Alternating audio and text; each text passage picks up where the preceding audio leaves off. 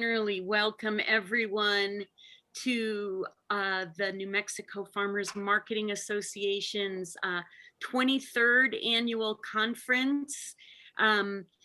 This is the first time we've done it virtually. I don't know what we'll do in the future. We're finding lots of pros and cons to both methods. We miss seeing everyone in person an awful lot. I don't think anything will ever replace the hugs and the energy that we have when we have 150 people in a room together. So we will look forward to eventually getting all back together in person, but we're grateful that in our in between times with the pandemic that we're able to get together virtually and continue the learning and bringing people together through our screens in our individual homes or offices, wherever people may be. So this session will go till 2:30. It is all about the local food box program, and we have a distinguished panel of guests who will be talking about the programs that they implemented in their communities. But before I introduce our speakers, we're going to start with having Ashley Taylor, our local food and farming program coordinator, provide some information on how to use the Zoom, how to navigate Zoom with the webinar. So thank you, Ashley. Yeah, thank you. So yeah, as Denise said, I would just like to go over some Zoom webinar navigation and housekeeping before we get started. I know a lot of people are more familiar with the Zoom meeting format versus the webinar. So this might look a little different than that, as well as if you are on a phone or an iPad. And as you will see, you should only be able to see our videos and then a shared screen once panelists will be sharing their screens. So in a webinar, you will not see other participants or be able to control your video or microphone. But if you look at the bottom of your Zoom meeting, go ahead and take your mouse and just kind of hover over the bottom of your Zoom meeting, and a toolbar should pop up and you should see chat, raise hand, Q&A, and leave. And you can use that chat feature to go ahead and introduce yourself, make a comment, or receive help from the moderator or Michael or myself if you have any technical issues. If you decide to use the chat, be sure to select send to attendees and panelists from that drop-down menu just above the text box where you type, so that way everyone gets your message, since it'll automatically default to just panelists. You can use the raise hand feature if you have a question or concern, and you will be addressed at a good stopping point or instructed to use that chat feature by myself or Michael. You can use the Q&A feature to ask questions pertaining to the session, and they will be answered live or via text. And then you can use that leave button to exit the webinar. Chat and Q&A do have similar features, but we ask that you please keep any questions pertaining to the session or for panelists in that Q&A, just to keep everything organized and so nothing gets lost in chat. So then during the session, your questions may be addressed at a good stopping point during the presentation or held into the end. Just so you know, all sessions will be recorded and available after the conference. And if you need anything, please feel free to reach out to Michael Green or myself, and we can include our contact info in the chat. Thank you. Thanks so much, Ashley. I love how that almost sounds like at the end of radio advertisements, you know, how you hear the really quick, like, and this ad has been sponsored by. So yeah, we're just grateful that, that, you know, everyone can participate, as Ashley said, via the chat and or the Q&A, especially the Q&A for the panelists, and the chat, so that you can talk to each other. And I hope you do all talk to each other a little bit. And so we're going to get started with talking about the community food box program, or local food box programs. I didn't really have an official name because they grew very organically out of the community needs that we saw last year at the peak of the pandemic, when the NMFMA, through our philanthropic partners, were able to pull together the COVID-19 Local Food Supply Chain Response Fund. And that grant program allowed us to distribute over $440,000 between April and October. and some of it went to individual producers and ranchers, but the bulk of it went to collaborative projects, because after the first round, when we really did the first round of funding that went to the individual producers, our grant committee thought about it and decided that it seemed like the collaborative work that we were seeing come through the applications was so important, because it was really, those projects were able to reach deep into the communities, into rural areas, really try to address a lot of the needs of underserved populations in a way that the grants to the individual producers, it was just different. So those individual grants, were kind of like a real quick Band-Aid, small Band-Aids to a lot of deep need. But these collaborative projects, what we saw come in through the applications were the ingenuity of our community groups, be they food pantries, farmers markets, food hub personnel, you name it, who said, I've got an idea. We could ask for money that we're gonna pay our local producers for some food, and then we're gonna find a creative way to get that food out to people in our communities who are in need of food, who are hungry, and who are having a hard time economically. So folks really came up with these projects all on their own. They took on a life of their own. And I know there's participants, attendees in the audience who did other box programs. So I hope you'll join in the conversation later. But at this point, so what we're going to do is we have our three panelists who are Gaea McGahee, who's with the Questa Farmers Market, and Gaea has a guest with her too, who she'll introduce. And then we've got Juliana, Ciano, I stumble on that last name, Juliana from Reunity Farm in Santa Fe, and Eileen Shendo, who is with Seated Sisters in Bernalillo out of Sandoval County. And so each of them will talk about their various projects. And what we decided to do was, I'm gonna ask a question and each of them will respond to it. And so we're gonna start with kind of a round robin style. So the first question, which we decided to start with our northernmost partner, which is Gaea up in Questa. And so the question that each panelist is going to be answering, and I think they've each got some PowerPoints and or videos to share, but is to give everyone a brief overview of how your food box program worked. Be sure you tell us what community you work in, a little about your organization, who you collaborated with, and how you brought your project to life. So Gaea, if you can lead us off, we will look forward to it. Hi, I'm Gaea, and I've got Jeannie Masters here beside me. She can introduce herself. We are up in Questa. We're sitting in an office in Questa right now, and we collaborated. I'm representing the Questa Farmers Market. Jeannie's representing the North Central Food Pantry. And I think before I share the screen, while you still see our faces, you introduce yourself. Okay, I'm Jeannie Masters and I co-direct the local food pantry.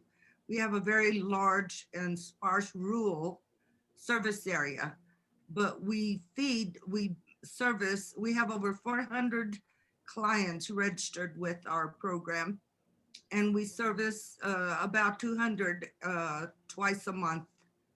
Gaea and the farmers market and her group last year were such a big blessing to all of our clients.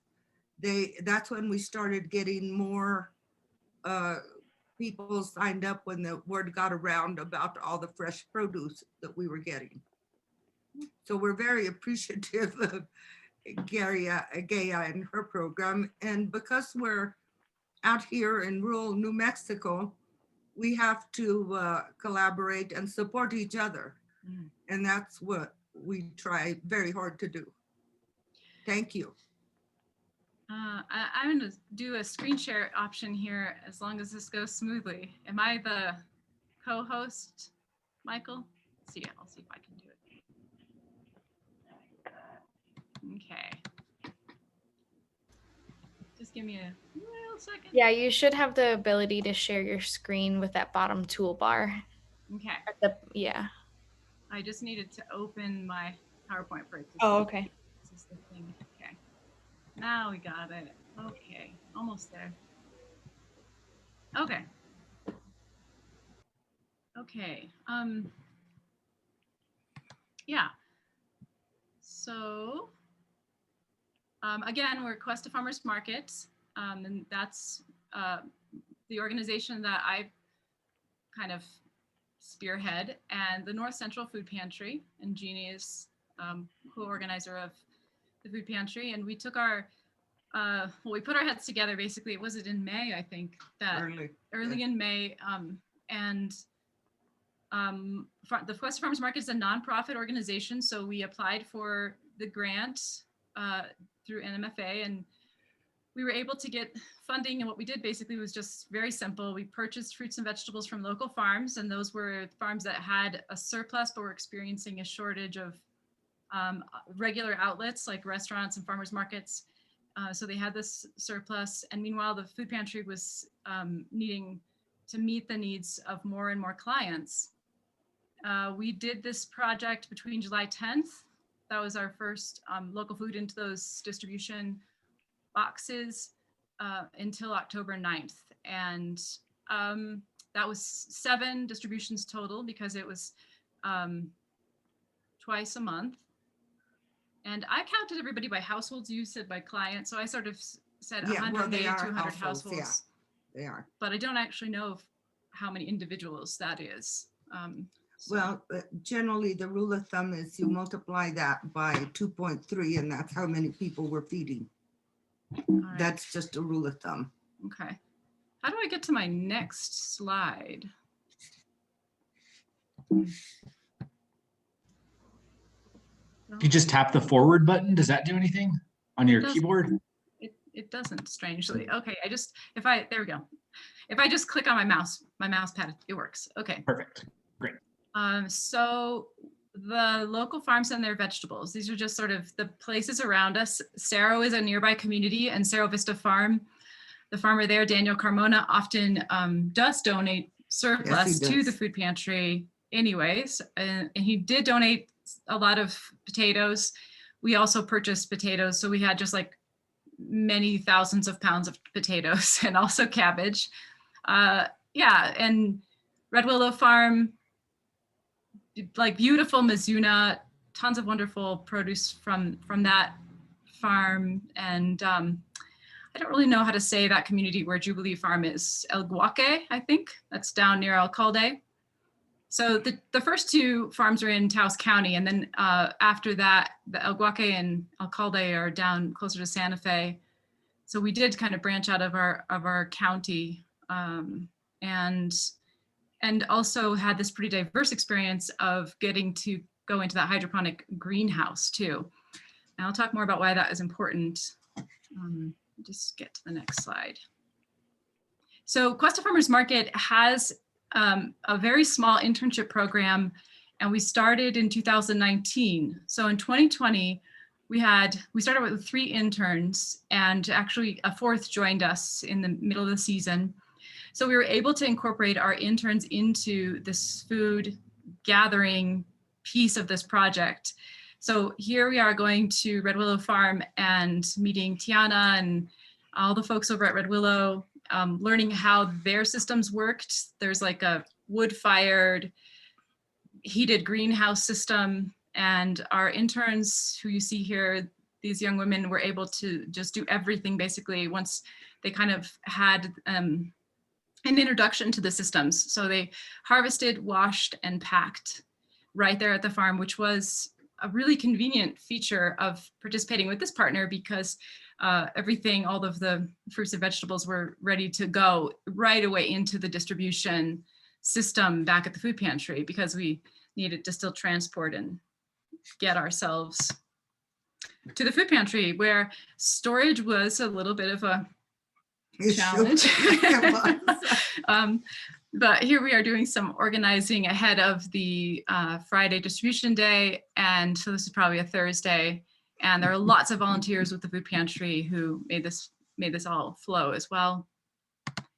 And we took a couple trips down to Growing Opportunities greenhouse, a hydroponic greenhouse.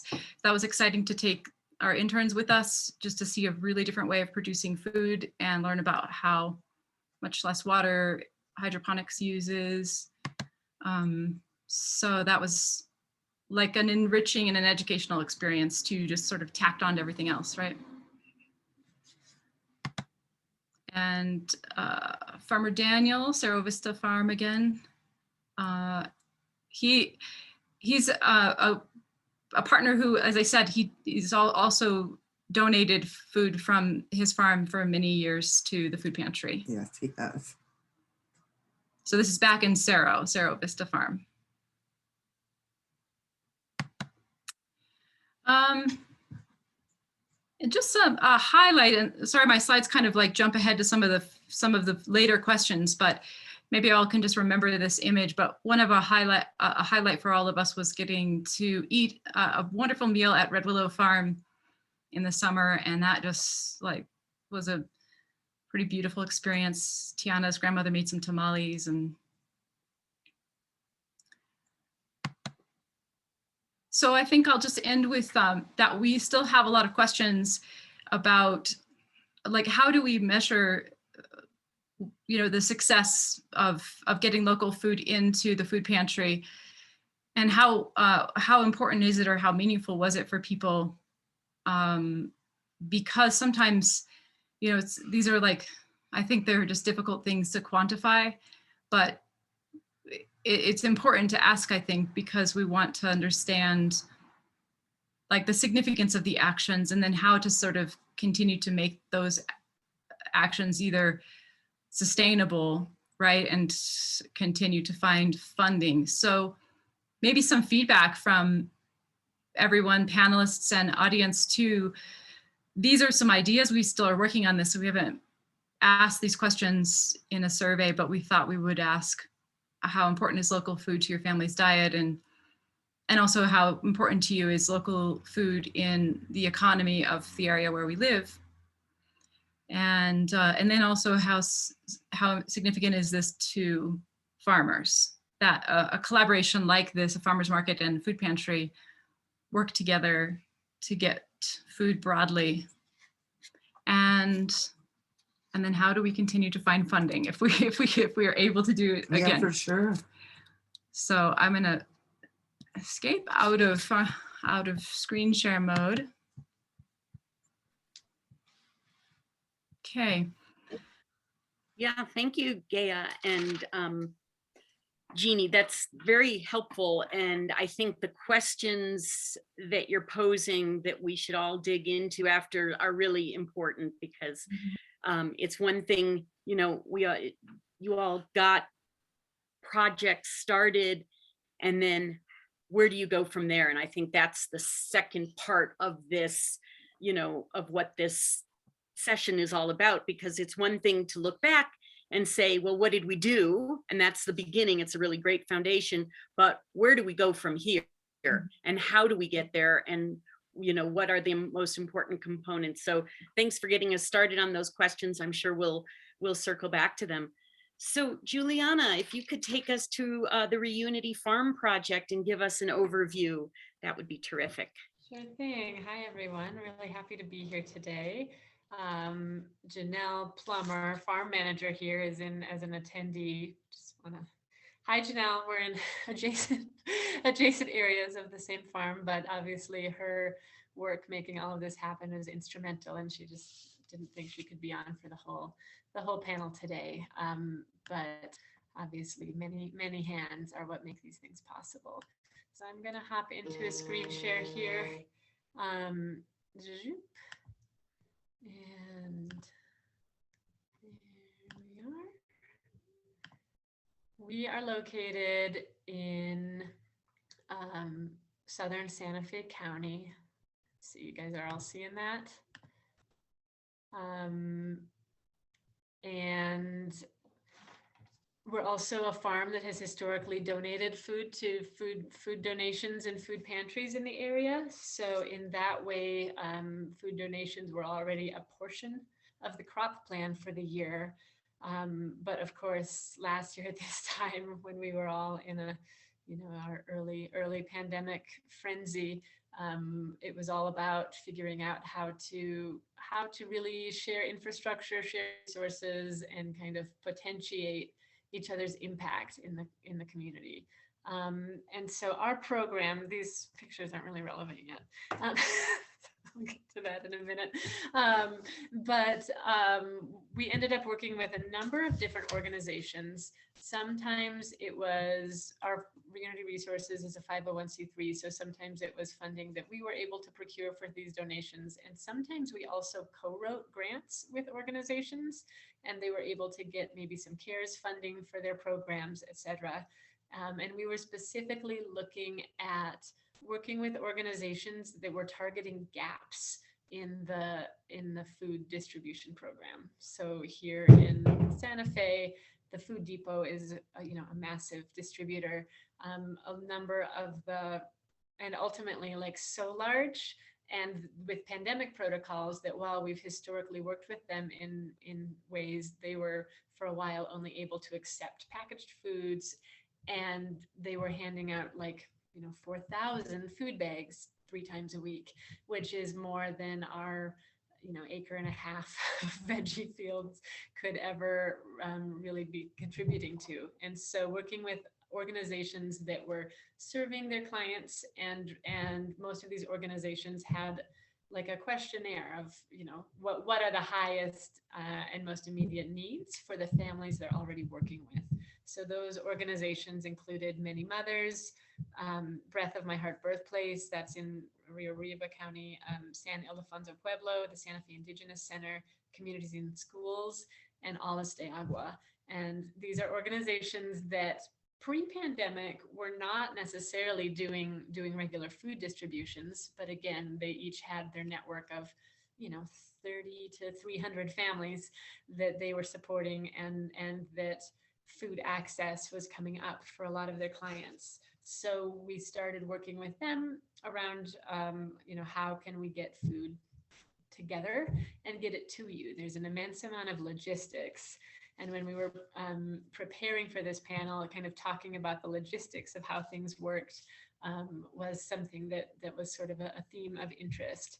So that funding would come in, and we would plan our distribution dates.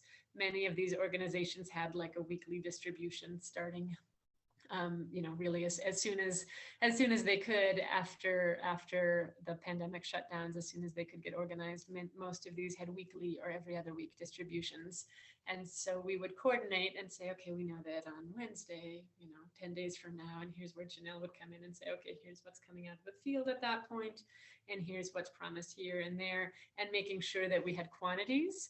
And depending on the distribution, we were either kind of creating a full, like a CSA style bag for people, or sometimes we were working in conjunction with the Food Depot, and maybe the Food Depot was providing a number of bulk goods and canned items, et cetera. And then we were adding maybe, between 2 and 5 fresh items to those bags. So here are just some kind of systems pictures.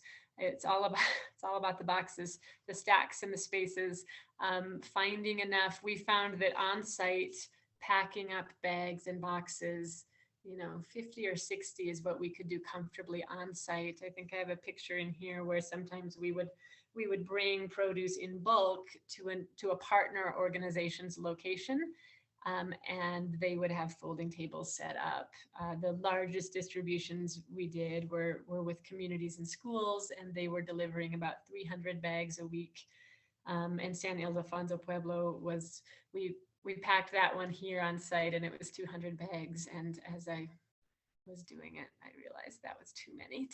We just didn't have enough space, you know, so it was just not that efficient. It worked out, but in terms of having many hands and plenty of space to have an organized packing system, you know, I think that was about 60 was our comfort level, though we obviously stretch. Here's some of our wash station, you know, bundling and weighing things.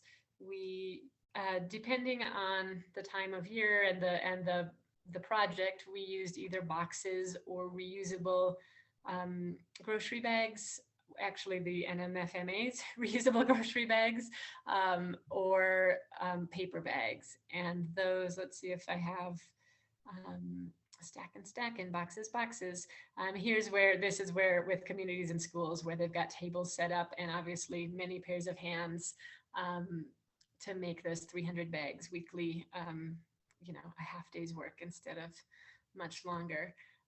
So these are the New Mexico Farmers Marketing Association's bags that from a logistical standpoint, those are actually our favorite because they're sturdy. If the produce is a little bit damp going in, you don't have the same issues you do with the paper bag, and they're less bulky than the boxes.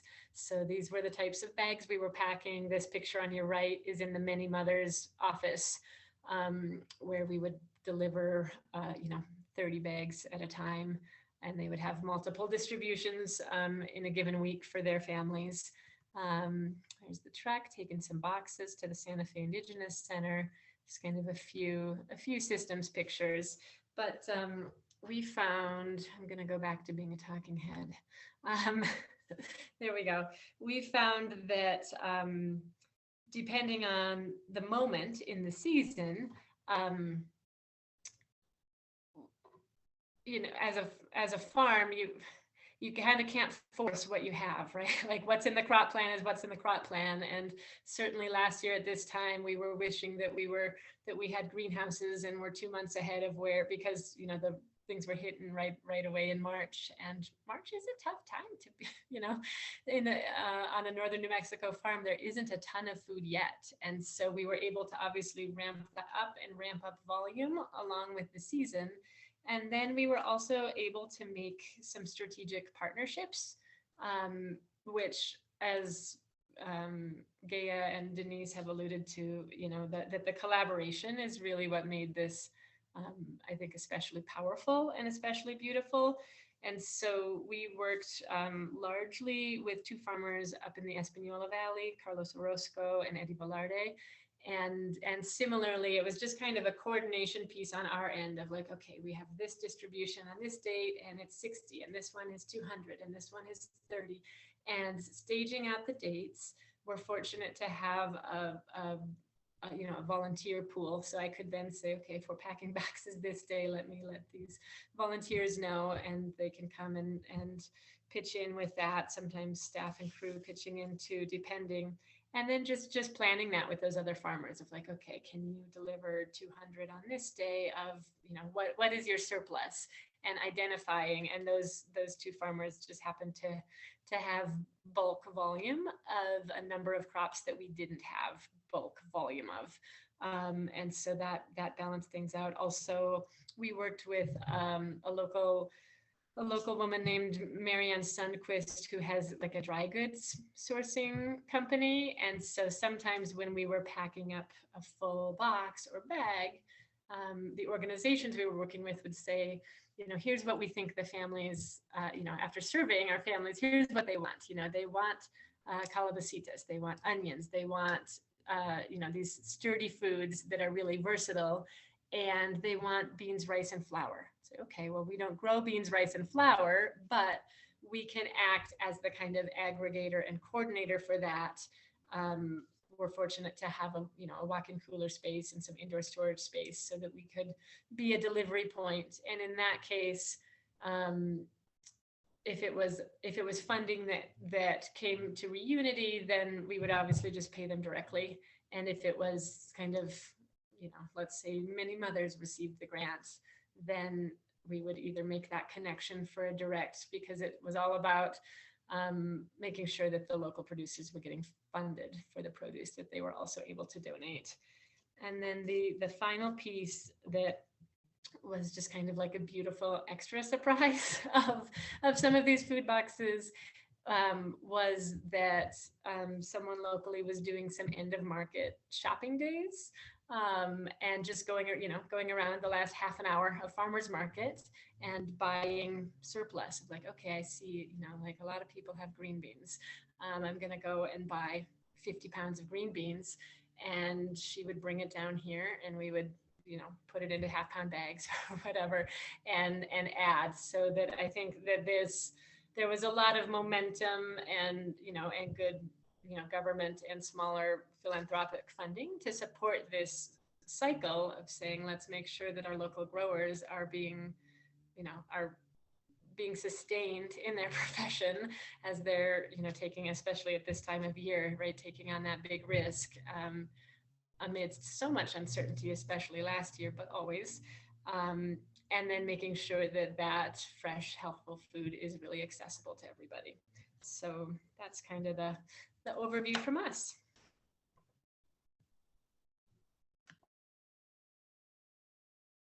Thanks, Juliana. I had to get back to my unmute button there. Yeah, I'm just taking notes as you are all talking because I'm just hearing recurring, themes and needs. I think we want to identify needs and gaps. And so, yeah, it's terrific hearing you all speak. I want to just, there was a question that I was about to try to answer through typing, but I'm going to just take a moment to answer it now, even though we're mostly going to hold the questions until after the panelists have spoken. But it was someone who's coming and going and had a question about where the funding had come from. And so one main line of the funding was through the NMFMA's COVID response fund. But Juliana also pointed out that some of their funding came from other sources and their partners had different sources of funding.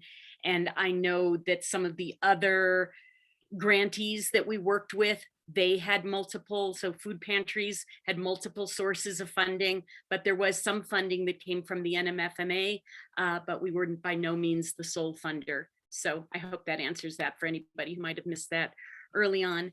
And now I would like to turn it over to Eileen Shendo from Seated Sisters and give you a chance to tell us about your project in Bernalillo and the good work there. Thank you. Hi, can everyone hear me good? Great, good afternoon. Definitely a pleasure to be here with also the fellow panelists and I would say capacity builders in New Mexico right now for our food systems, because it's really, I think, what defines our role and the action that we took. I'm going to, are we all screen sharing our presentations, or is there a way that, is it going to pop up? Let me see. Yeah, I made you a co-host, so you should be able to share your screen with everyone. Okay.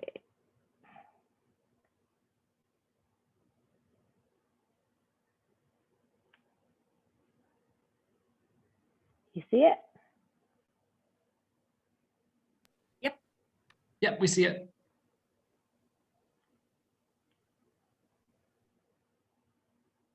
Hold on.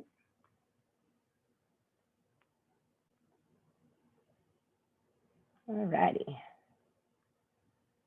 So it looks a little odd because our bar is here. Okay.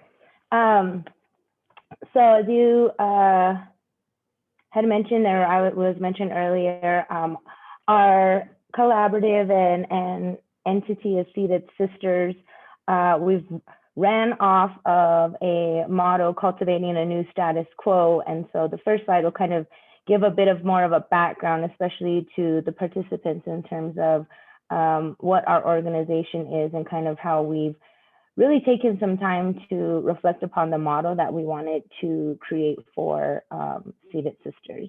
And so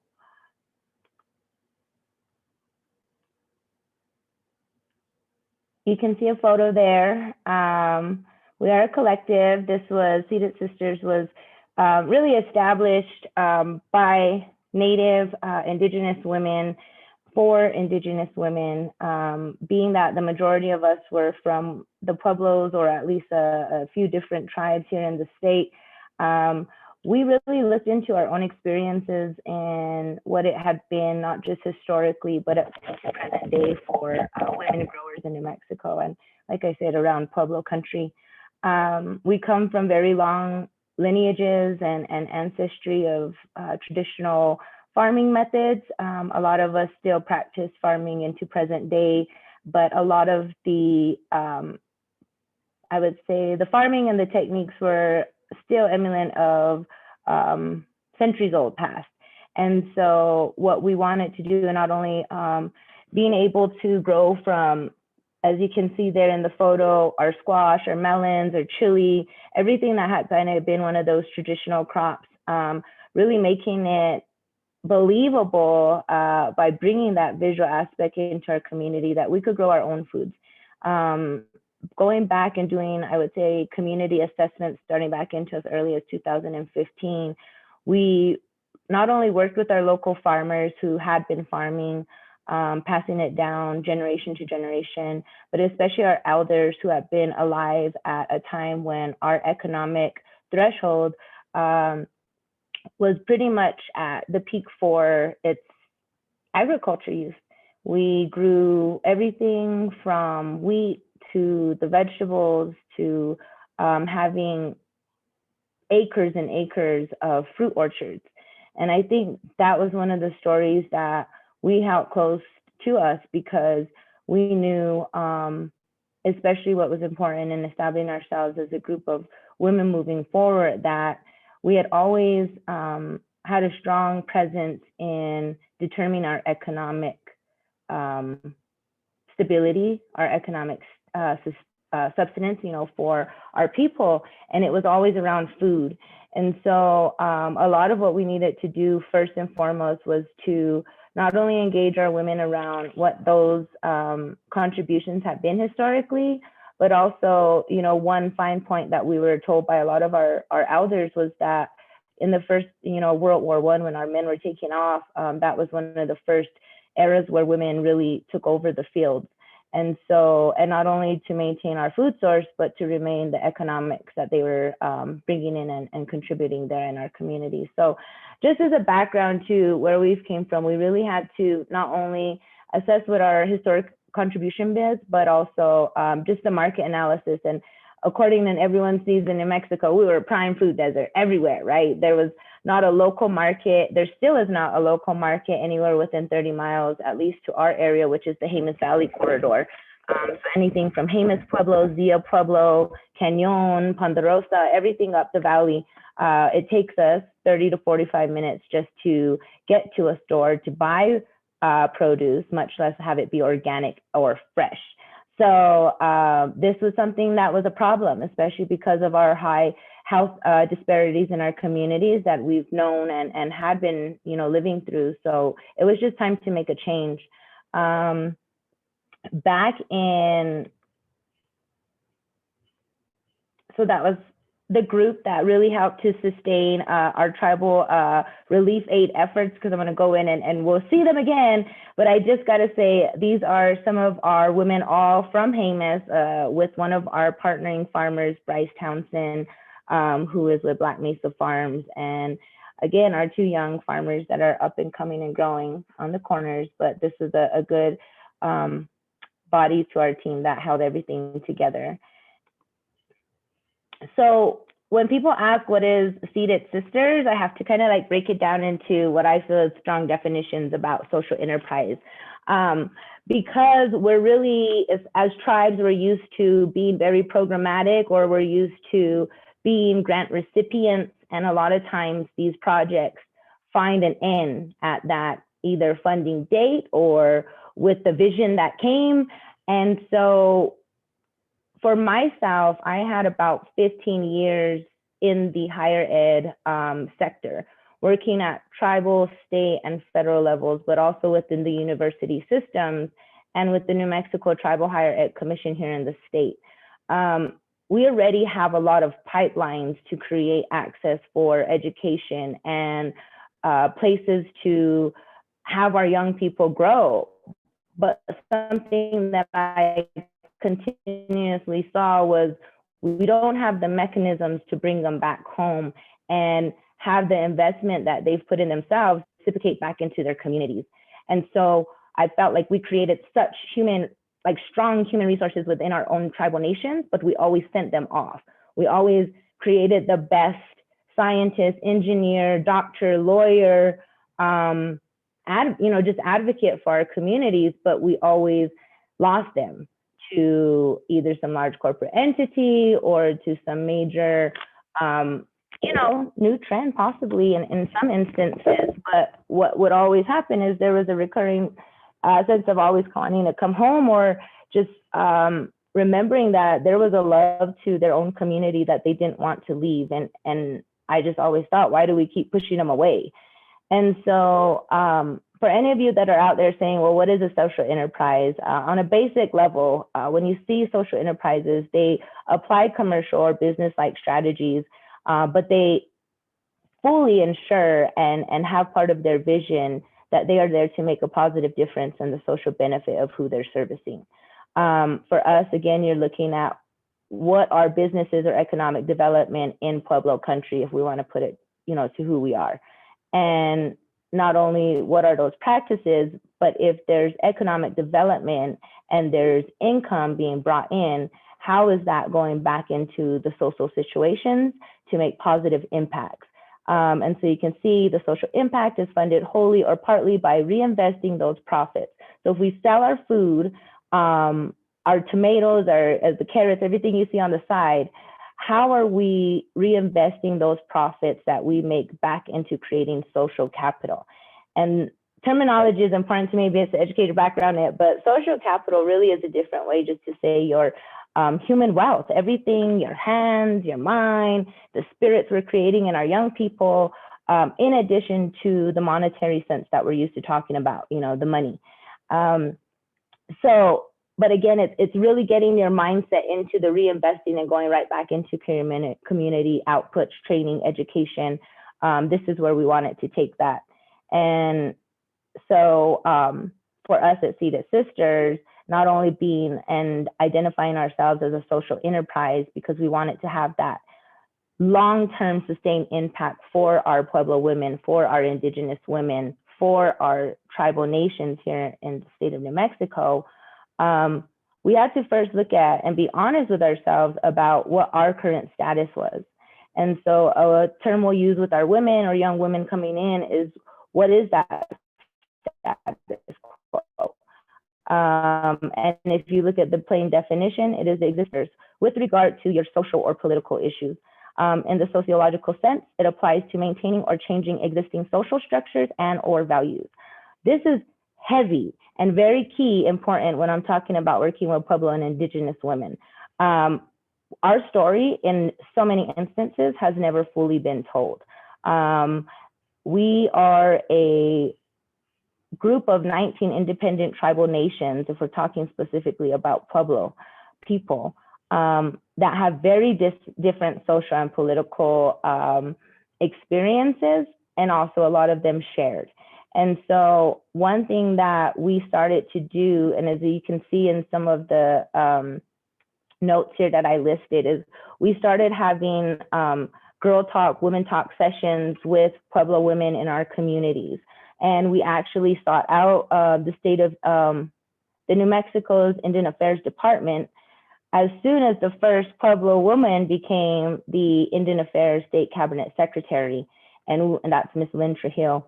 And we asked their administration, can you please support us in hosting these forums with young Pueblo women and girls to talk about what their current experiences are around identity, health, and relationships. So as you can see, I just used two, but there was a wealth of different feedback we got. But one thing that was strong to other Pueblo women was to cultivate. We needed to recultivate not only our lands, but a repetitive story we heard was a shared story along a lot of our Pueblo people, I believe, and also probably indigenous nations in their own storytelling and settings. But it was that, and simply put, the way you grow your food is the way you will grow your family. And when we have over 25,000 acres, if not more, of food that used to be harvested and is no longer harvested, and I'm only speaking for Jemez at this time, but it's emulant and reflective of a lot of the Pueblos throughout this whole state. And the fact that it kept coming up as women, we began to ask, where is that balance? If this was a philosophical and a basis for upbringing, not only for our men and our women in our community about family bonding and raising, and yet so much is voided right now, it meant something to us. It told us our story directly, that because we weren't growing our lands and nurturing them and being what we had as family foundations, it played an equal, I guess you could say, role into where we were socially as a people. Our numbers in health disparities, our number in young people and their suicide rates, our numbers in women and the amount of domestic violence they experience in the home. These all had direct contributing factors to the breakdown, not only to the family, but to the tribal networkings that our people work off of. And so another part that we asked was, what is the hope for you as Pueblo women, as Pueblo nations? And something that I just felt was always inspiring was this young lady's comment that said, unite and rise. There was nothing else to do but to bring these women together who had very much their own solutions in mind, who had already pretty much embedded a philosophical means of how they were to raise their families, just as much as they were to raise their own food systems. And so as you see on the bottom, it's written in little spaces, but it says find more spaces. And so we came to find that this availability and the point of access for our women to connect and collaborate like this was very small in indigenous or Pueblo communities. And so that became our motivation, I could say. And so as we had evolved, like I said, we started growing young women, our youngest participants being 8 and 9 at this time, into young women and mothers who are in our community. And it's funny because I had to put this photo because no matter how many invites we said were for Pueblo women and women growers, we still had 2 men who were like, but we support you women, can we just listen? So we had to invite them in to make sure, because again, it's a family affair. And so going straight into the COVID-19 pandemic, a lot of what our strategy had been was to grow for our foods, either growing directly to feed our local 2 charter school systems, our senior center programs, or giving our excess to the Agricultura network out in Albuquerque and having our food sold into the Albuquerque school districts. Once the pandemic hit, we knew that most of us had seen schools were going to be canceled. As an educator, my first 2 concerns became who are going to feed those children that rely on school meals, as many 2 of their full 3 meals a day. And also, where's now the safety net? Because so many of our young people see school as safe. It's safer than at home sometimes. And so that became a concern for our idea of children's emotional and mental well-being. So when we looked at the response to our relief aid effort, not only did it stem in food, but we looked at also the physical and the mental impacts that it was going to have on our women and children in the tribes. What ignited our outreach was San Felipe and Zia nations had the highest number of cases at the onset of the pandemic. And so in terms of a process, it really came down to our relationships and networks we had already established within the tribe. I myself have been the education director for the Pueblo of San Felipe prior to, and really just called the governor's office and said, you know, how can we support? Some were familiar with my ongoing work establishing Seated Sisters, But it just really, I think, also helped that we had a prior connection to the communities. And if we didn't, our direct local impact was a local leader. Most of them being a woman, most of them being teachers in the schools, most of them either working for a tribal program, who had some way to connect us to either the tribal governor offices themselves or to the COVID crisis teams that were established as this continued. And so at the bottom is a picture with us with some of the tribal officials.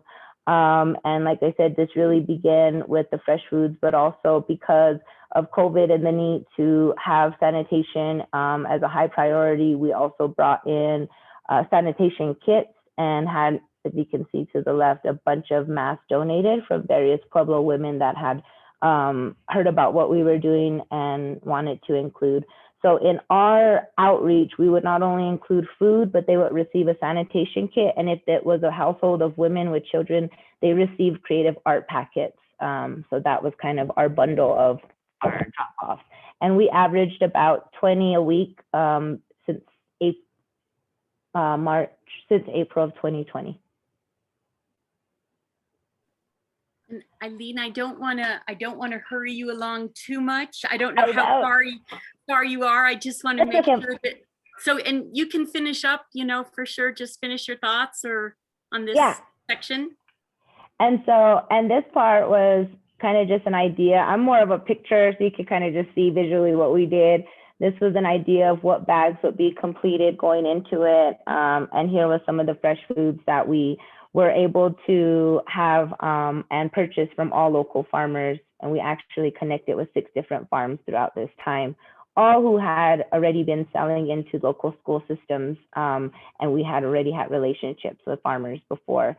So the biggest stronghold was connecting to fellow New Mexicans. We let our efforts be known and we got in a lot of response. You can see the farmers markets, the local markets, anywhere from Peña Blanca, Bernalillo, and the South Valley. We made sure that we put our funds back into them. Again, we stayed contracting with Pueblo women who were seamstresses before and did this work. We also partnered with local churches. And as you can see, I had to put in Arturo Sandoval, who is the executive director for the Center of Southwest Culture.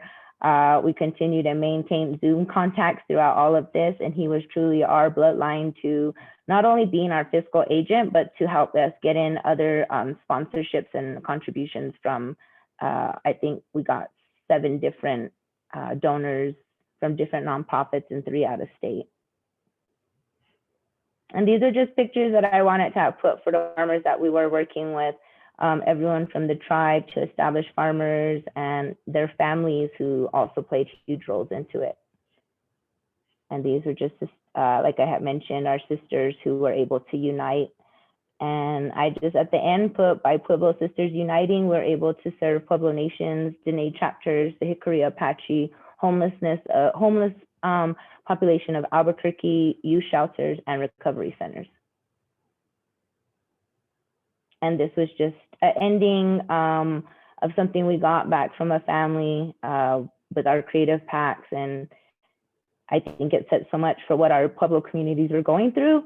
And then I just put a note on there from a young woman who was also living in Albuquerque and just thanking Seated Sisters. And you can see in the photos was a creative pack, but we also donated about 200 seed packets to people living throughout this whole state and living both on and off reservations. So. Yeah, that's wonderful. That's such a nice picture to end on. I love that the imagery that you know, child put in there is just so happy, and having, you know, adding those creative packs and the seeds, and you know, that really speaks to and the sanitation kits, you know, knowing what your community needed. And I think the same could be said for some of the other groups that did this as well. People who are in the audience, who I know they really tailored their bags or boxes to what they knew their community needed. And you hit on so many, Eileen, you provided a lot of context, which I think is really important for understanding Seated Sisters work, but also kind of grounding, what a lot of all of this community work, how it really operates. But thank you for sharing about your special communities there. So the next questions that we have, and maybe we'll try, because I just keep, it's a blessing and a curse of having my computer screen, because I can see the clock. Usually in a conference room, I'm not looking at the clock at all, but I want to make sure that we do leave time for questions. So maybe for this next question, if you can each, try to be a little short in your response, but that's hard because the question was about a highlight and or a challenge that you experienced with your projects. And I know sometimes those highlights and the challenges may be connected. Something that was a challenge becomes the highlight. But if you could all try to, be somewhat brief in your response, but of course, just, whatever it takes to answer the question. And let's, well, I guess we could go back to Gaea, since it's been a while. Let's go back to Gaea. Can you, I'm thinking back to the photo. There was a photo in your presentation there, but is there anything you'd like to tell us about your challenges and successes, highlights?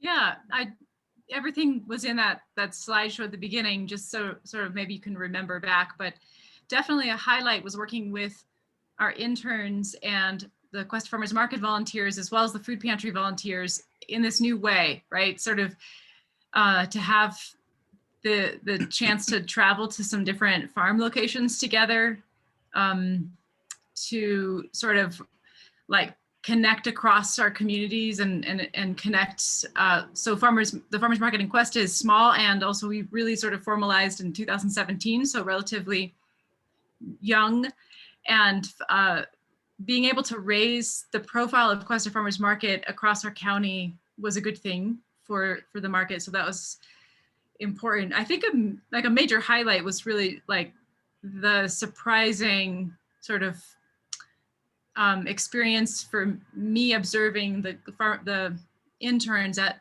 Red Willow Center, because there are staff and educators at Red Willow, and they taught our interns just in a brief way, like, here's how you harvest, here's how you wash and process.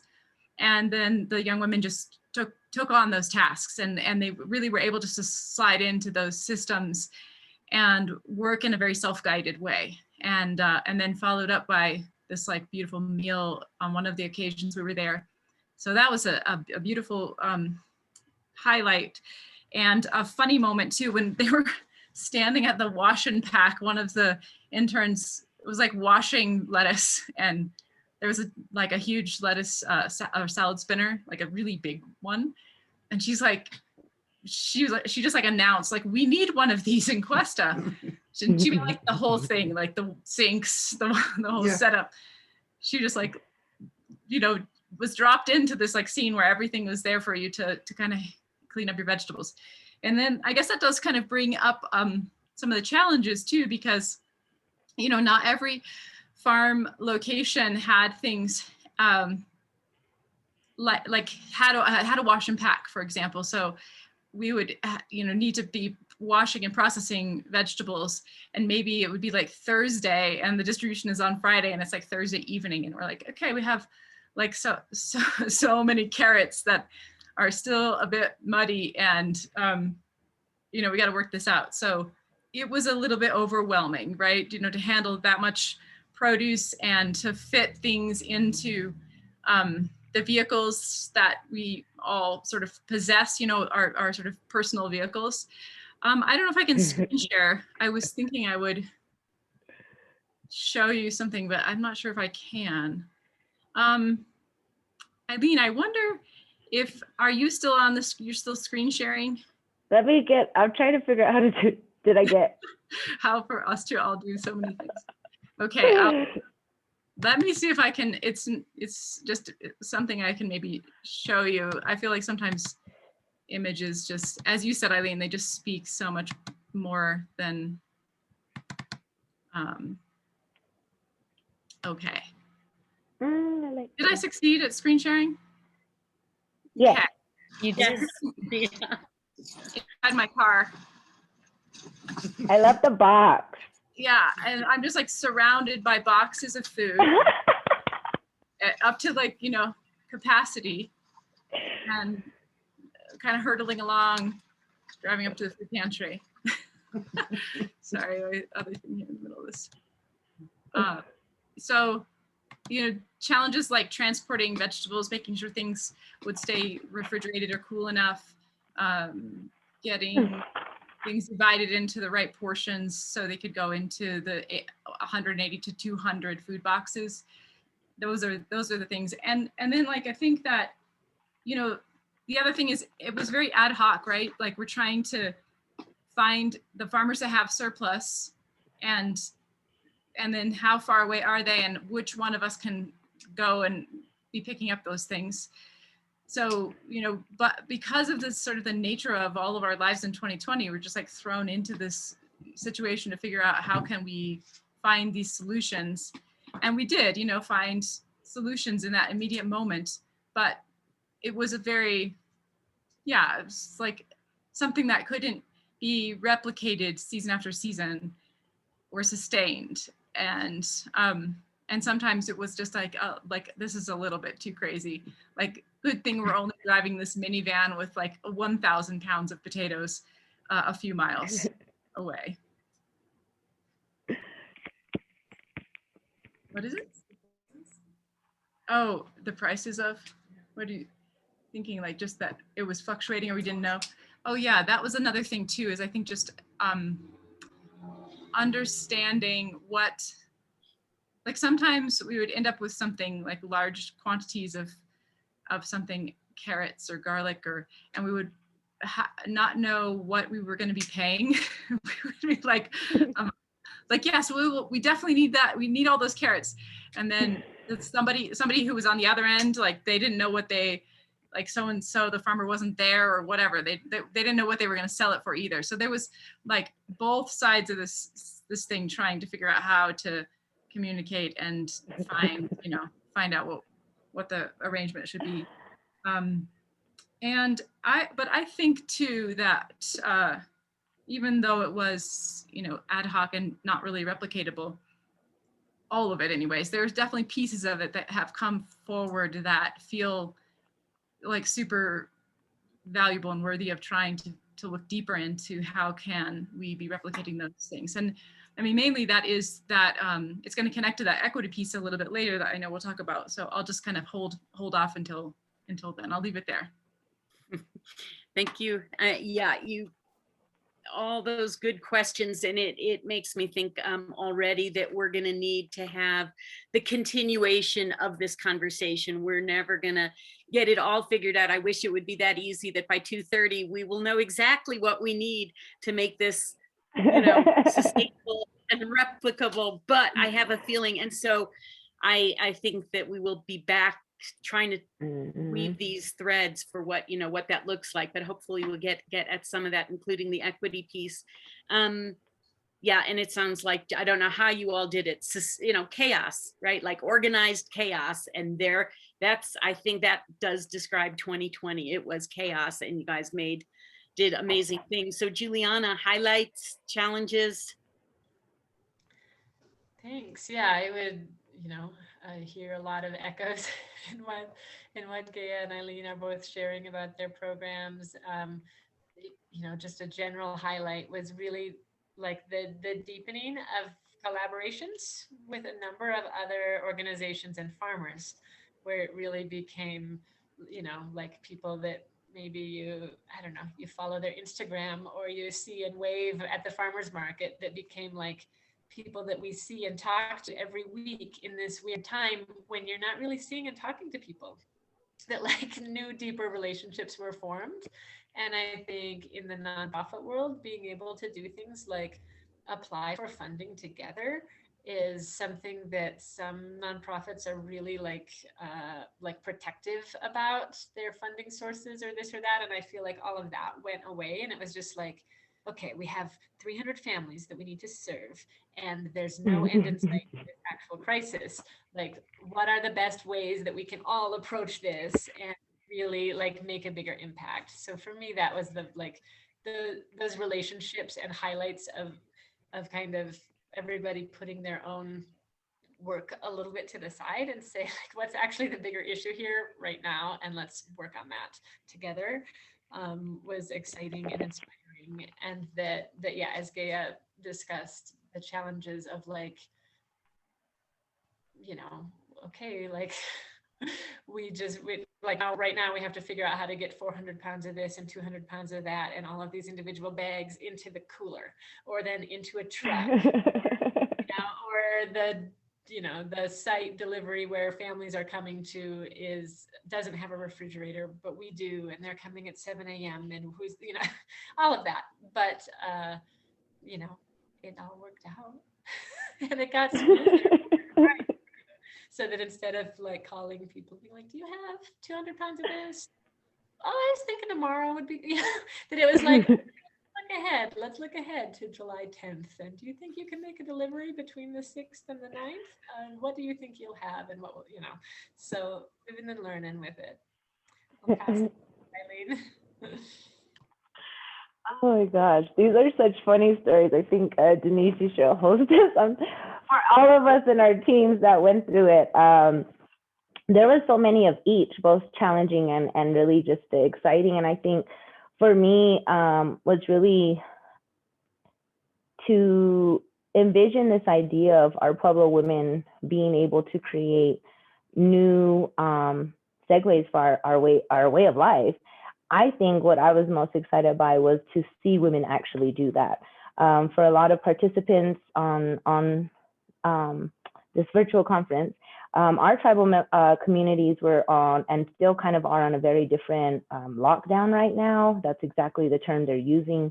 So at the onset of this pandemic, communities, all Pueblos pretty much at that point, a lot of Navajo that have kind of chapters real close vicinity, have still been pretty much barricaded into their community lands, given maybe a day or two, designated might be by a last name, or each tribe was unique, but maybe a day out of the week to go out and get food, come back under restrictions of guidelines and times. And, there was just, so our challenges were similar to what you're talking about, but also it's like, well, who can we meet right here? And one thing that did really help is establishing and getting ourselves letters and really meeting with these crisis teams, because they began to know us more. I think I have to tell of one where, a lot of our women, we can speak some of the same languages or know the other languages between the different pueblos. As we got more and more accustomed to making deliveries and stopping, I remember at one point, one of our volunteers had, they said, where are you ladies from? And we said, hey, miss. And all those men, they were from Santo Domingo. And they said, oh, they said our tribe in their own language. And then I left and I told them driving, I said, well, thank you, for letting us in. And I told them in my language, hey, Kanompa. And then my coworker turns around and she's on, no. And she said it in their language, like with the pure accent that you're supposed to, everything. So like just proper. And you should have seen those men got out of their seats and they were like, oh, you're just so happy. And when you're in such a devastation, and I'm talking so many of these communities have lost lives over and over. We met with young people who had lost 3 grandmas in 2 weeks. And how do you go? Because our customs were cut off. We couldn't have our normal rituals or burials, everything. So for us, our ways of life have just totally been dismantled.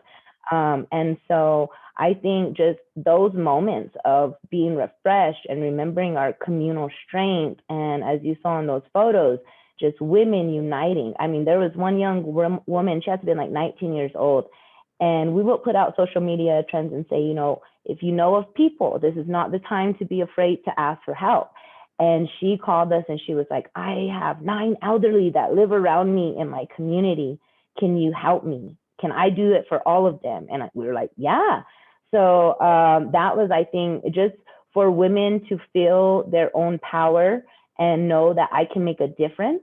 And it takes these chances, a phone call, a conversation, admitting you're at a vulnerable state, all of those are so fulfilling to me, because for our community, especially with our women who are a lot of time silenced, they're told not to speak or speak experiences, they couldn't help but to do it. We were forced to. And I think we also saw the power in that. And so it was just really exciting. And I think on the challenging part was the transportation. So as we all are growers, can you still hear me? Yeah. Okay. As we still are growers, you know, and this isn't the, well, we don't want to, I don't even like, we're using the word normal right now, but as we transition from where we're at this time in our humanity, but try to go back to growing our foods and being sustainable, that would be a very inviting conversation, since we've already kind of reached and surpassed barriers that would be on transport issues and routes. If we could synchronize those conversations to see who did we access, how did we access, or even just the personnel. I saw that I could use a driver, at least one, over, you know, because now we have the capacity to reach into other programs, or we met new networks who are going to now want to buy this, or we engaged a community who said, you know, and I'm talking about tribes, and telling them you can buy directly from this farmer, you know, and getting that farmer equipped. And so part of Seated Sisters is also being, you know, trying to aggregate of those, not just the sales, but the conversation to resources, because a lot of how we came about existing was just going and utilizing every resource that could be available to us in that time. Especially, you know, here in the state, we do have a lot of organizations trying to push this food movement. And so I think, you know, for anyone else that's listening and has an idea, is like, don't be afraid to share that with someone, because the moment you put it out there, it's like, there is help.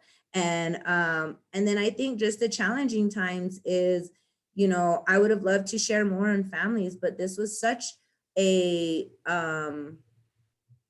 hard time. You didn't want to, it felt like you didn't want to celebrate what you were doing because of why we were doing it. But at the same time,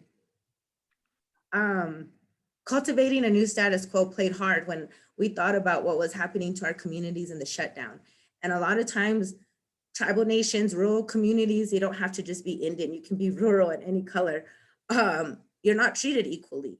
And so when it came down to feeding our communities, I didn't want a rebirth of the commodities and the boxed foods and the high starches. I was like, we know growers, we know how to access these fresh foods, and we're bringing fresh foods to our community. There's no more of this boxed and old, you know, this pandemic was based on an a disease that attacked our immune system. And if we didn't have strong immune systems and bodies working, we couldn't fight this virus. And so that was a key mark to make sure that that challenge, which was, now we're gonna get all this handout. Our challenge was that, and I guess I would say the most fulfilling of that was to show that we didn't make sure, like, we made sure our people got best, you know, that they got what they deserved, and that they knew they were worthy of it. Yeah, well said. The honor that I think, and dignity that comes with that fresh food. You know, we know that the emergency food system plays an essential role in sometimes just getting calories out.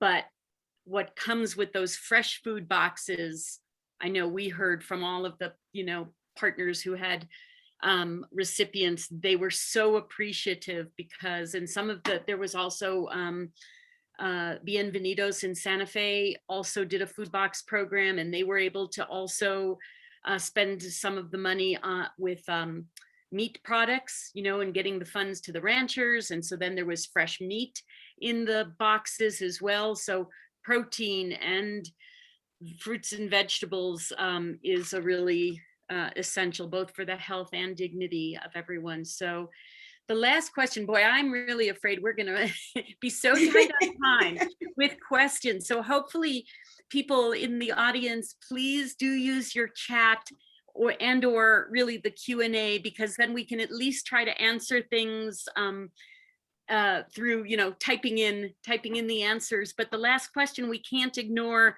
because it was fundamental to all of the programs, and it was about equity.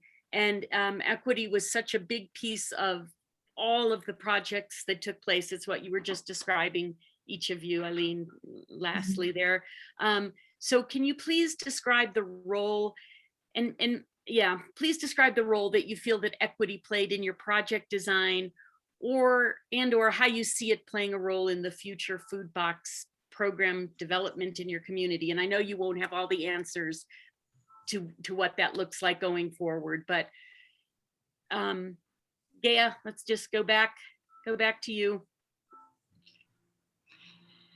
Okay, yeah, I think really just reflecting what you were starting to say, Eileen, or what you were saying, essentially it's like you want to look across, as you're giving something to someone, a box of food, and it's like at the food pantry, of course, like all the food pantries are doing the drive-through system, and you see everybody just, from here up, and you want to be able to give people fresh food and food that's good and good for like the body, the immune system. And here we are all trying to, just live in a safe way, being safe, around each other. But then just this sense of everything kind of crumbling and not being able to find or maybe I'm speaking personally, finding my own footing in that moment. So having this task in front of us to get people fresh food, and it just made like a lot of meaningful work to be putting my focus into, and maybe you feel similarly. Yeah, for sure. Jeannie's always getting food to people year round, as she is the food pantry. But for the most part, our clients, and we call them our clients, they were so appreciative of getting the fresh food. I mean, they've gotten the frozen meats, the whatever we supply, normally. But I mean, that's when our volume started growing, because it's a small community and everybody talks to everybody, and they were very happy to be able to receive the fresh produce. Mm-hmm. And what kind of produce do you have this week? They'd say, they'd call you and ask you, and then they'd tell their friends and neighbors, and they'd show up. They were very appreciative. Oh, I like the radishes. Oh, but I like the cabbage or whatever. And well, I got something that I didn't know what it was, but it was pretty good. Yeah. I just put it in the salad, they tell me. Mm-hmm. And it worked. My family liked it. So it's been a growing learning experience for all of us across the board, I think. And we're very thankful at the pantry, and so are our clients, to be part of this collaborative.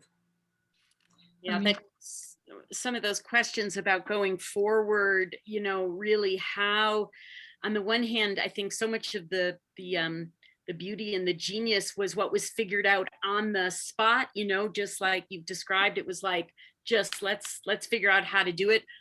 But you've also really been talking about how do we make this, how can we, if we systematize, like where can we put the resources, where can we all find the support, or to make it, those logistics are daunting. And even when you have you talked about volunteers, Juliana, but somebody's got to coordinate volunteers, and you talked about interns, Gaea, and somebody's coordinating all of those activities, and all of the women in your project, Eileen, it's just a daunting sort of trying to figure out how we, for longer term systems change, where are the leverage points that that will make this, that you could consider doing it again, because there's finite, the things that are finite. I feel like money is we can try to find money, but there's only finite time, right? When you say that the delivery is tomorrow on Friday and there's X pounds of carrots that need to be washed, that's a finite resource. There's only so many hours. There's only so many bags. Do we need more space? You know, using our food hubs. Eileen, the fact that you and Bryce are working to shore up that food hub and Reunity, you're kind of becoming a food hub in many ways. Santa Fe County needs support food hubs. and agricultura and Well, take it away. The supporting of these ideas to grow food hubs and really at the means that the people serving our communities see that need. So many times the criteria of the standard you're trying to create is already created before you know the community. And so I think something to, I mean, if we're looking, especially, I mean, something that we're kind of all connected on is the school, the food systems. By creating those avenues that are, I mean, even just this year, we suggested that it not all be virtual in terms of turning in our safety plans and things that maybe a farmer needs to draw it out. And, you know, something that's kind of always stayed on my mind is when you look at a lot of the recommendations and what we need to have in place, and then like the site visit or a farm, I've had other farmers say, well, I don't know, you know, how come it just makes them feel uncomfortable knowing that. And so the other part to it would be like, I don't think each of you go and, you know, look at where Cisco's bringing their food in out in Arizona or California, but why is there such a strong regulation to us? And when we did our, you know, community assessment and we met with nutritionists, we met with our tribal school food programs, you know, we met with the chefs of the schools and luckily it's because we're small and they're charter schools and it's, you know, easier. But that kind of flexibility or sovereignty that we have, at least on the tribal side, making sure we can play those, you know, areas to its, you know, utmost for at least out of the benefit of the community. Those were areas that I always thought, you know, we could also maybe get more insight from those farmers and growers before you create those.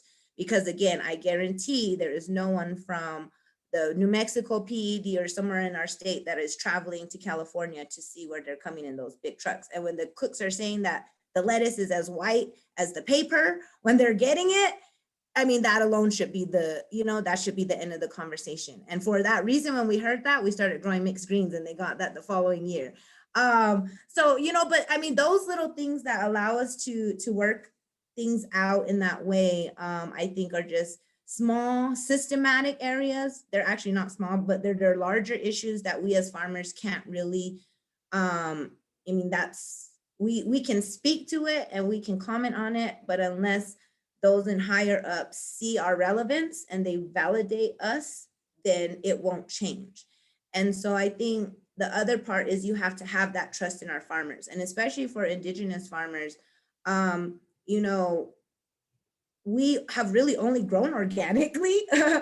There's not a lot that are coming in and growing pesticides. So I feel like even that trust for us as your first peoples and your first people in this state should have that respect to not only utilize our water the right way, but to make sure that when we say we're growing, you know, organically, that it doesn't have to be tested or, I mean, at least not in an intrusive way. But if we're providing training and seeing why these kind of methods help us maintain good soil and, you know, maintain our water quality is good, then yeah, we're all for it. But when it comes in a way that's going to be, you know, more of a deterrent from people growing like this, then I think that's when it becomes an issue. Because, you know, we have about 8 women farmers that are ready to grow this season. But if we could build our training and capacity when we're sitting in the school meetings and they have voids, I just think these are the places we could fill the void. But we need a lot more of that understanding from not just funders, but also the systems that we're talking about are asking how we need to change. Yeah, feedback from people like you is really important, Eileen, for those very purposes. And you're right, in terms of the systems change. The New Mexico Grown program, though, hopefully really is making it accessible for farmers of all scales, you know, and they don't have to prove that they're organic, and they don't have to prove any, you know, of water testing and things like that, but just some of the most basic things like traceability, you know, which when things are coming, you're right, nobody's going to those farms in California and checking, you know, we're not going there, but just it is, I think it helps because the small farmer is still, we're still trying to say, hey, look at us, like, don't forget about the small farmers. Look, we can provide, we do provide safe food. And we just show you, you know, with a risk assessment, for instance, it shows we're aware of the risk, but the idea is to break down the barriers, you know, so that they do have access to those markets. And that is really very important. And I don't say that to not have standards. If anything, I especially think on a sovereign or indigenous platform, or when we're in a new system, is to go beyond the standards that we're creating, but just not have it, like I said, be a deterrent or intrusive to that farmer's way of life, or their way or method that would make them feel either inferior to the process, or just that they don't want to be a part of the process. Absolutely. And we'll have to continue. That conversation should go into our food safety. We'll have a food safety, and it's a really important piece of the conversation. We're drawing to the near the end of this time, and so I don't know, I'm trying to see if there are some any questions that I've missed in the chat or in the Q&A. We definitely want to answer any questions that might be out there, or if any other folks who ran programs have some comments.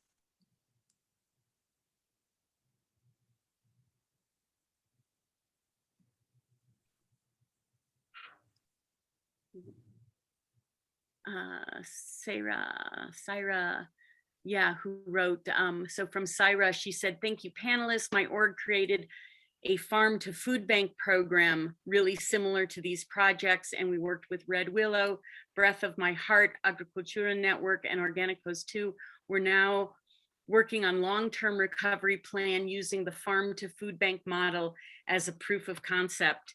That's great, and we'd love to learn more about that. I've heard about farm to food bank, and I don't know exactly. Syra, we did, yeah, we have spoken. So yeah, all of these models are really, there's so much to be learned. I feel like the challenges on how to really you know, support the infrastructure and the so that there isn't quite as much chaos. You know, I think we aren't sure exactly where this year will go in terms of the regular markets. Like, will the restaurants be back for our farmers? We hope so. I think it'll be slow. I don't think it'll be at the beginning of the summer, but we hope by the, you know, by the peak season, maybe. We hope the schools are purchasing like they normally do. There's one of our school kids who eats good, healthy food, I bet. Yeah, and how to really support just the work that all of you are doing is a continual, I think it'll be a continual quest. Let's see, I'm trying to see if there's any other questions here.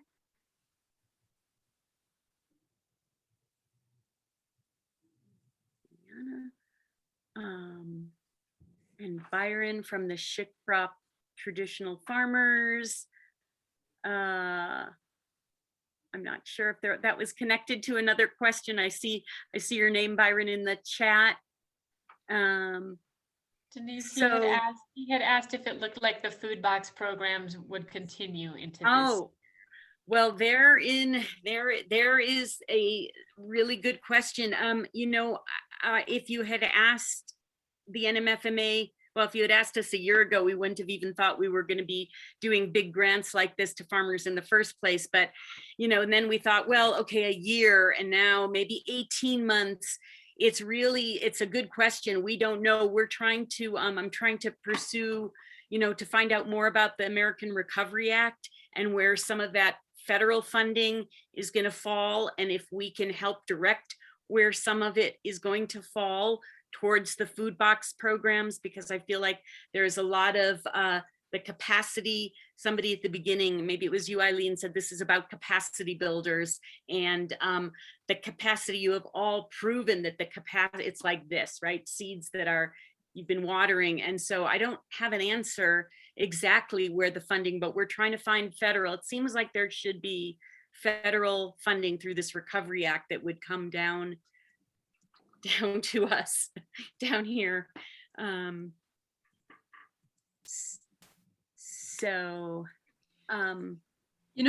Something that's really important too is that people don't always know that they have access to food at a farmer's market. Like I said, Questa Farmers Market's new and it's small.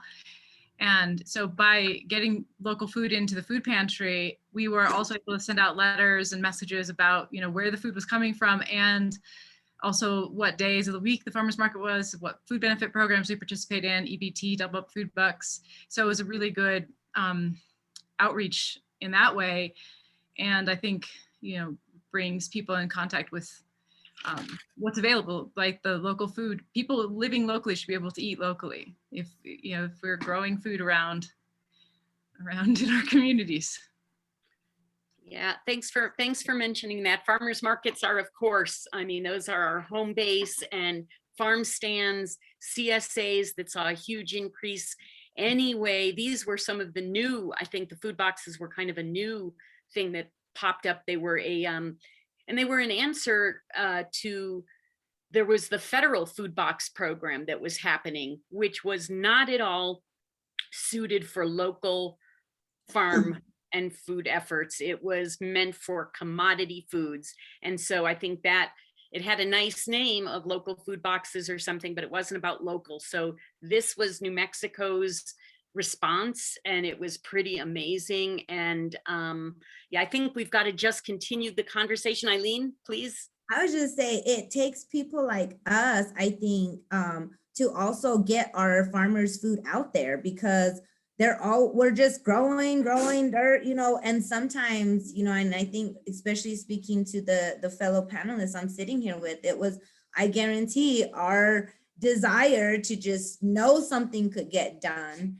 but also the love that we have had for our food, and be able to say, this farmer's food is good and we're going to send it here, because that's how I felt like, was like, oh, I knew Ralph, I knew Bryce, I knew, Ezekiel, like these are all, and I have to, if that Saida from Agricultura in that area, that was some of the first farmer meetings that connected us to people that we just continued relationships with.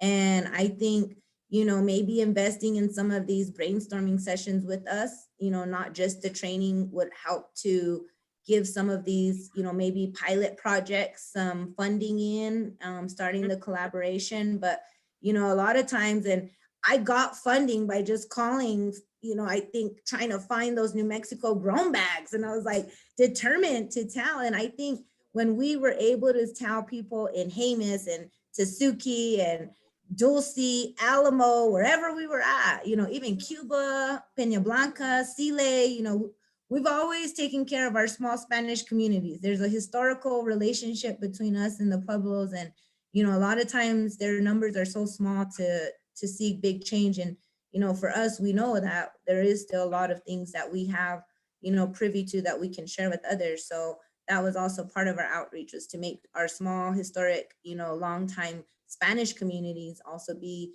paid attention to, because, like that, we've been growers, we've been farmers, and it was just finally time to show their value and worth. And I felt proud for them every day, because a lot of times they're told this industry or this market is not profitable, and maybe not on the large scale that big industry wants. But when we're feeding our people good food and our people are in turn healthier because of it, then it is beneficial to us. It might not be in your dollars, but wealth is measured in various ways to us. And I think it just spoke tremendous loads to what I and these other two women and the rest that are also, attendees and people that push these projects, that we did make impact, that that was the systematic change right there. You know, the people power beyond what we're used to in kind of processes and a procedural way of how to function ourselves. We really took direct action. And I just think it's exciting for all of us because our families and our communities, our babies were at stake. And this is what happened when women get riled up. Right, direct action. Yeah, there wasn't time for we thinking about it, right? No graphs, no charts, no, it was just, let's do it. So thank you all. We got in our cars and we just drove. We just in our truck. I'm sure Juliana was the same. Like, Yeah, made lowriders out of all the minivans were loaded down. Right, I know that feeling. For the tribes, we had like checkpoint on checkpoints, drop-off spots, like, you know, and you were doing these mass drop-offs and deliveries. But I mean, God bless the tribes and those frontline workers because they also helped to make that happen. They, again, direct action, they used their governance and sovereignty to say, we can do this, and allowed it. So even blessings upon them for, you know, at a time of unsure and easiness, they still allowed, and again, it's the local people they knew to come in and take care of their own people. Yep.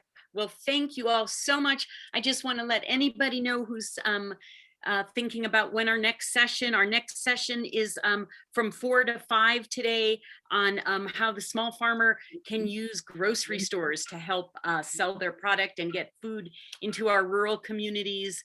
And we just appreciate you. Yeah. So thank you, Eileen, Juliana, and Gaea. You guys are fabulous. And to all the folks in the audience who also did similar work and other heroic work this year. So thank you to everyone, and we'll see you at our next session. Thanks for joining us. Thank you, Denise. Bye. Thank you, ladies. Thanks. Great to see you Thank all. you all. Bye.